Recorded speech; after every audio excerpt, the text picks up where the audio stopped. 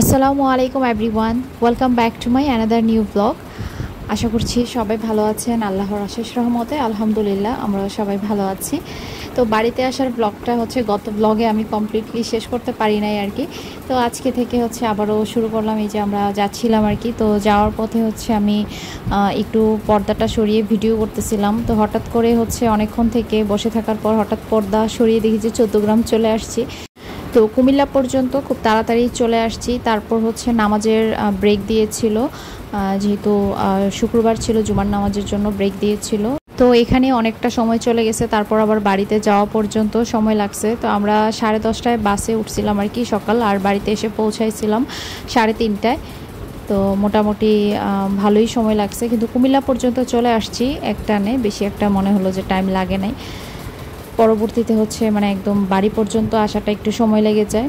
তো টাইম স্কোয়ারে এসে বাস একটু ব্রেক নিল, সম্ভবত এখানে কোনো কাজ ছিল ওনাদের। তো আরিশকে নিয়ে আরিশের বাবা একটু নিচে নামলো, ও ঘুমাইছিল। তো ঘুমানোর পর এসি বাসের মধ্যে সে এত ঘেমে গেছে, এসি থাকার পরেও ঘুমের মধ্যে একদম আমার শরীরে জড়াইছিল। তো পরে ওর পুরা টি শার্টটা ঘেমে একদম ভিজে গেছে। তো পরে ওকে নিয়ে একটু বাহিরে রোদে একটু গিয়ে দাঁড়ালো। এই যে আরিশমণি ঘুম থেকে উঠছে, সে যে ওঠার পর ঘুম দিছে, এখন দুপুর হয়ে গেছে। ওর জন্য যে খাবার টাবার নিয়ে আসছিলাম কিছুই খায় নাই। তো এখন নামাজের ব্রেকে সবাই যখন নামাজ পড়তে যাবে, এই সময়টাতে আমি ওকে ফ্রেশ ট্রেশ করিয়ে একটু খাবার খাওয়ানোর ট্রাই করব। আর ওকে মেডিসিনটাও খাইয়ে দিব দুপুরের। আরিশার ঠান্ডা খুব ভালো মতোই লেগে আছে। তো যাই হোক, এই তো এখানে একটা সুন্দর মসজিদের সামনে এসে বাসটা থামলো। এখানে এখন সবাই নামাজ পড়বে। মসজিদটা অনেক সুন্দর। তো সব ছেলেরা এখন চলে যাচ্ছে নামাজে। তো আমাদের তো আর নামাজ পড়ার উপায় নাই, বাসেই বসেছিলাম। তো এখন আমি একটু আরিশকে খাওয়ানোর চেষ্টা করব, ওষুধটা যেন খাওয়াতে পারি।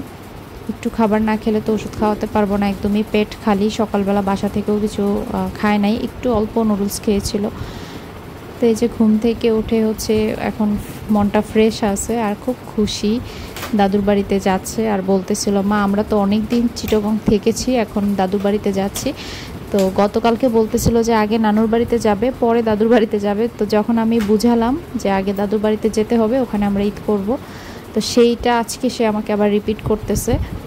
বলতেছে, মা আগে দাদুর বাড়িতে যেতে হয়, তারপরে ঈদের পরে নানুর বাড়িতে যেতে হয়। তো এই আর কি ব্যাপার। তো এই যে আমরা ফাইনালি বাস থেকে নামলাম। আমরা নেমেছি চান্দিনাতে নেমে তারপর দেবিদ্বার যাব আর কি। ঢাকার বাসে আসি, তো চান্দিনাতে নামায়। বাস থেকে নামার পর প্রচণ্ড গরম। এখানে আরিশকে বসাই দিলাম ওর লাগেজের উপরে, হাতে ফ্যান দিয়ে, ও প্রচুর ঘামতেছিল। তো এখন আরিশের বাবা ফল টল কিনবে। তো প্রথমেই তরমুজটা কিনলো, তারপর এখন বাকি ফ্রুটসগুলো কিনবে। তো তরমুজটা আর কাটায় নেয় নাই, তো ছেলেটা বলতেছিল ভালো হবে। তো তরমুজটা আসলেই ভালো ছিল, কাটায় না নেওয়ার পরেও ভালো হয়েছে আর কি। লালও ছিল, মিষ্টিও ছিল। তো কেনাকাটা করে এখন আমরা সিএনজি নিয়ে নিলাম হাইওয়ে থেকে। এখন আমরা চলে যাব বাড়ির উদ্দেশ্যে। চান্দিনা থেকে বাড়ি পর্যন্ত পৌঁছাতে মোটামুটি 1 ঘন্টা সময় লেগে যায়। যাওয়ার পথে এই রাস্তাটাতে অনেক জ্যাম ছিল। তারপর এই তো গ্রামের সুন্দর রাস্তা দিয়ে আমরা যাচ্ছিলাম। আমার কাছে এইরকম রাস্তাগুলো এত বেশি ভালো লাগে। আমাদের বাড়িতেও যখন যাই, চারপাশের এই রাস্তাগুলো সবুজ দেখতে খুবই ভালো লাগে। চারপাশের রাস্তা না, সরি, রাস্তার দুই পাশের ভিউগুলো দেখতে আমার কাছে ভালো লাগে। এই যে চলে আসলাম শ্বশুর বাড়ি। শ্বশুর বাড়ি না, দাদুর বাড়ি। এটা তোমার দাদুর বাড়ি, এটা আমার শ্বশুর বাড়ি। তো আমি যখন বলতেছিলাম আর কি, এই যে চলে আসলাম শ্বশুর বাড়ি, আরিশ বলতেছে, মা এটা তো শ্বশুর বাড়ি না, এটা তো দাদুর বাড়ি। যাই হোক, এসেই দেখলাম যে কারেন্ট নাই। রাস্তায় থাকতেই আমরা বলতেছিলাম গিয়ে দেখবো কারেন্ট নাই। আমার শ্বশুর বাড়ির এদিকে ইলেকট্রিসিটি অনেক ডিস্টার্ব করে। তো এসেই দেখলাম যে আসলেই কারেন্ট নাই। প্রচণ্ড গরম, কী যে একটা অবস্থা লাগতেছিল। আমি এসেই আমার মাথা যে ধরছে, একদম রাত পর্যন্ত, ঘুমানোর আগ পর্যন্ত আমার মাথা ব্যথা ছিল। আরিশ তো এসে খুব খুশি, বাট সে একদমই একা একা। অন্য সময় এসে উমাইরকে দেখে, উর্মির বেবিকে। তো এবার তো আর নেই, বাসা একদমই খালি খালি ওর। তো এসেই আরিশকে প্রথমে ফ্রেশ করিয়ে দিলাম। আর বাড়িতে আসলে একদমই খালি খালি। চারপাশে মনে হয় যে মানুষজন অনেক কম, মানে আগে এরকম ছিল না, সবাই মোটামুটি ছিল। এখন তো আসলে সবাই বাড়িতে থাকে না। আর এই তো এখন ইফতারের আগ মুহূর্তে আর কি আমার শাশুড়ি মা সব ইফতার রেডি করেছে। এই যে এখানে সব কিছু ভেজেছে, পেঁয়াজু, আলুর চপ, বেগুনি, ছোলা ভুনা করেছে। তো এখন হচ্ছে আরিশার বাবাকে বললাম তরমুজটা কেটে দেওয়ার জন্য, বাকিটা আমি কাটবো। অনেক বড় ছিল তরমুজটা, ভিডিওতে এটাকে এরকম ছোট্ট দেখা যাচ্ছে কেন বুঝতেছি না, অনেক বড় ছিল কিন্তু। তো কাটার পরেই দেখলাম যে মাশাল্লাহ ভালো ছিল ভেতরটা। আমি প্রথমে ভাবছিলাম যে অনেক বড় তরমুজ একটু ফাঁফা হয়, ভেতরটা একটু খালি খালি থাকে, বাট এটা একদম পুরো ছিল। তো হচ্ছে কেটে দিল, এখন হচ্ছে বাকিটা আমি কেটে নিব, সাথে মালটাও কেটে নিচ্ছি।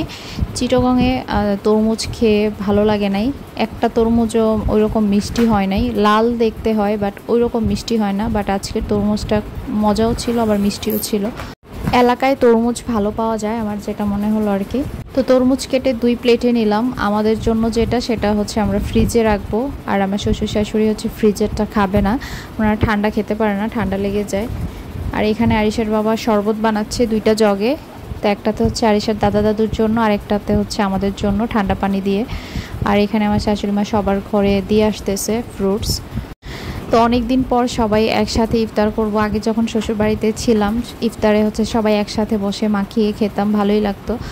তো আজকে অনেক দিন পর আমরা সবাই একসাথে বসে ইফতার খাবো। তো এই যে এখানে আরিশের বাবা সব কিছু ভেঙে নিচ্ছে মাখানোর জন্য, পেঁয়াজু, বেগুনি, আলুর চপ এগুলা, তারপরে যে ছোলা ভুনা দিয়ে মুড়ি দিয়ে মাখিয়ে খাবো আর কি। তো আজকে ভালোই লাগছে। মিসিং ছিল উর্মি, তো উর্মিকে মিস করেছি। অন্যান্য সময় তো গত যে রোজাগুলো আমি শ্বশুরবাড়িতে করেছি তখন উর্মিও ছিল। তো এই তো ইফতার করে নিচ্ছিলাম। তো আজকের ব্লগটা এই পর্যন্তই। সবাই ভালো থাকবেন, সুস্থ থাকবেন। কথা হবে নেক্সট ব্লগে, সে পর্যন্ত সবাই ভালো থাকেন। আল্লাহ হাফেজ।